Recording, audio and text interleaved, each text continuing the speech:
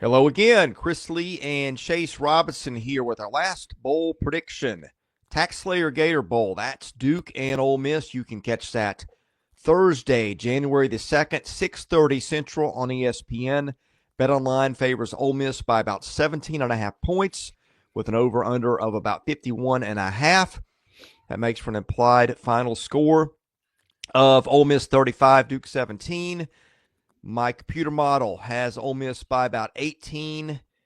How much is that worth? I'm not sure. We have some opt-outs in this game. Actually, for Ole Miss, the Rebels came up faring pretty well on the opt-out side. Chris Paul, starting linebackers, out. For Duke, a couple of guys, but boy, they're big guys.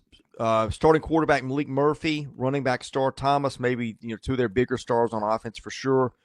Both gone, making what I think was already a, matchup that certainly favored Ole Miss tilt even more in that direction, Chase. Yeah, I certainly agree with that. I mean, you look at the records, both teams, Duke and Ole Miss, both 9-3. I feel like these are much different 9-3 records, though, based off what Ole Miss did and the teams that they beat and the way they beat them compared to the teams Duke beat. And, yeah, I feel like Ole Miss, yes, while the college football playoff is where the Rebels wanted to be, they had their eyes set on that college football playoff. They didn't get there. But I feel like the players are still bought in enough to Lane Kiffin and the program that they want to finish out playing. I think all the guys who are able to, now there are some injuries and guys who probably won't play much because of injury, but I feel like everybody's pretty bought in and wants to play in this game and wants to prove Ole Miss football to be good and relevant. And so I think that's great. I think it's great for the sport, for this team. Then there's some guys in the transfer portal for Ole Miss, not many, but a few. And then you mentioned Chris Paul opting out. But other than that, we're going to see a Ole Miss team who's at pretty good strength. Yeah, hats off to the Ole Miss collective for writing pretty strong contracts, I would guess, given the opt-outs for the Rebels versus some of the other ones in some of the other bowls we've seen. All right, let's break down offense and defense. Let's start with Ole Miss's offense versus Duke's defense. Here are the numbers. Points per game, 37.5 to 22.8. Rushing plays, Ole Miss averaged 5.2 to 4.5, which is what Duke gave up. That said, Ole Miss didn't rush the ball very well later in the season. Felt like a lot of that was Henry Parrish against the garbage portion of the schedule. Passing plays, Ole Miss elite, 9.4 per play. Duke gave up 5.0, which is also elite. Sack percentage, Ole Miss got sacked 6.1% of the time. Duke got sacks 8.6%. And turnover rate, Ole Miss turned it over on just 1.4% of snaps. Duke turned it over, or forced turnovers 3.0% of snaps. Duke's defense here was really good per play and elite at forcing turnovers, but Ole Miss didn't really turn it over that much. I think the key, like if Duke's going to pull an upset, I think maybe the rushing attack is where you start looking, but Ole Miss hangs on to the ball, and I think when we get to the other side, spoiler alert, I think Ole Miss is pretty good there too against the Duke offense is just okay. I think if this is the key side to watch, if Duke is going to pull an upset or make it closer than the spread indicates, it's got to probably start with that rushing defense and forcing turnovers, but I'm just not sure Ole Miss is going to give Duke what it needs here with Jackson Dart, his veteran presence, the way he takes care of the ball. Yeah, they do hang on to the football well. Jackson Dart, 3,875 yards, 25 touchdowns, and only 6 interceptions. Those are great numbers for Jackson Dart. Yeah, I mean, look, Duke defensively, they've given up a lot of points in some games, especially to a team like Miami. But also they've held some good offenses like SMU to 27 points recently, and so their defense is good. They've got to make key stops though, and I feel like Ole Miss, who has been able to get some big plays at times this season, if Duke limits those big plays, I think that'll definitely slow Ole Miss down. So Duke's defense is going to have to carry the weight of this game. We'll get to their offense in a minute. It's a mess. But I feel like Ole Miss can score points and plenty of them if they want to with the talent on the field. And again, the lack of guys opting out offensively, Duke's defense is going to have to find a way to slow them down, get the ball out of their hands, but also limit the big plays. But I like Ole Miss chances at a few big plays in this one, Chris. Before we flip sides of the matchup, a reminder we're brought to you by BetOnline, the world's most trusted betting platform and your number one source for online betting. From the earliest odds to in-game live betting, BetOnline provides you with all the action and the ability to watch the games as they happen.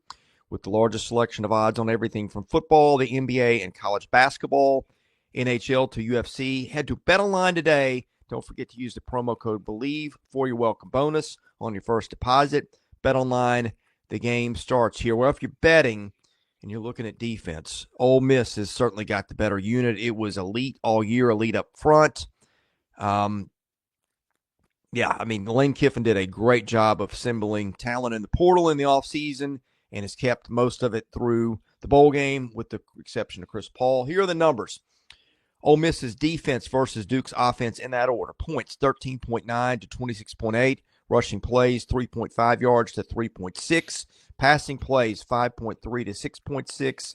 Sack percentage, Ole Miss sacked the quarterback 11% of the time. Now, Duke only gave up 2.7% of sacks, which is elite. Turnover percentage, Ole Miss turned it over 2.6% of the time. Duke committed turnovers 2.3% of the time. Boy, Duke's inability to run the ball combined with so much of what Ole Miss does well here, I think has got to be concerning for Duke in terms of if it's going to pull an upset, there's a lot that's got to go right that doesn't look favorable on paper. Yeah, I mean, when you look at Duke, Malik Murphy, their quarterback is gone. He threw for almost 3,000 yards this season. Star Thomas, who scored 7 touchdowns, is out. I mean, what they did well, and the guys who made it happen for Duke are not there. And so this is going to be really an opportunity for Duke to get some guys and figure out maybe the future of Duke football in this game. Henry Bellin the fifth will start or the fourth will start, and we'll see what he can do at quarterback. But yeah, Ole Miss defensively, they've been good. Teams have not been able to play like they normally do against Ole Miss. They really have to be creative offensively to get through this Ole Miss defense. Now, they've given up points, yes, but I really like the consistency of Ole Miss defensively. And again, teams have had to dial up different things in order to be successful on them.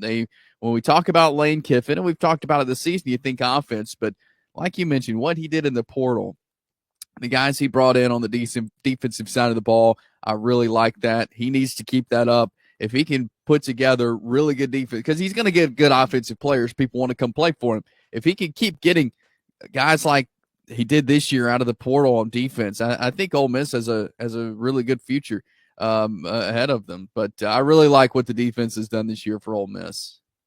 Picks and why, we'll start with you. Yeah, I think it's a big win for Ole Miss. I just see Duke, again, breaking in some new guys at some key positions offensively. I don't know if they're going to be able to score many points on this Ole Miss team. And again, if Ole Miss can get some big plays, can get the run game going as well, I think they're going to have a good day. Yeah, I'm with you here. I just don't see much of a path for Duke with the two big guns on offense hitting the portal. I guess the fact that they've got a defense that's been pretty good, and Ole Miss wasn't always super consistent on offense, especially when the running attack. That's your path. I just don't see it as a big enough path. Give me Ole Miss, the fact that they got so many guys playing in this bowl game. If you're going to show up, you might as well play hard. So I'm gonna guess that's what we see from the Rebels, and I think Ole Miss wins big. We'll be here to talk about games afterwards, especially the playoff games. Hit that subscribe button, hit that like button, and enable your notifications so you know when we do. Also, a lot of basketball content right now, and plenty of baseball content around the corner here in about a month and a half. For Chase Robinson, I'm Chris Lee. You've been watching Southeastern 16, presented by BetOnline.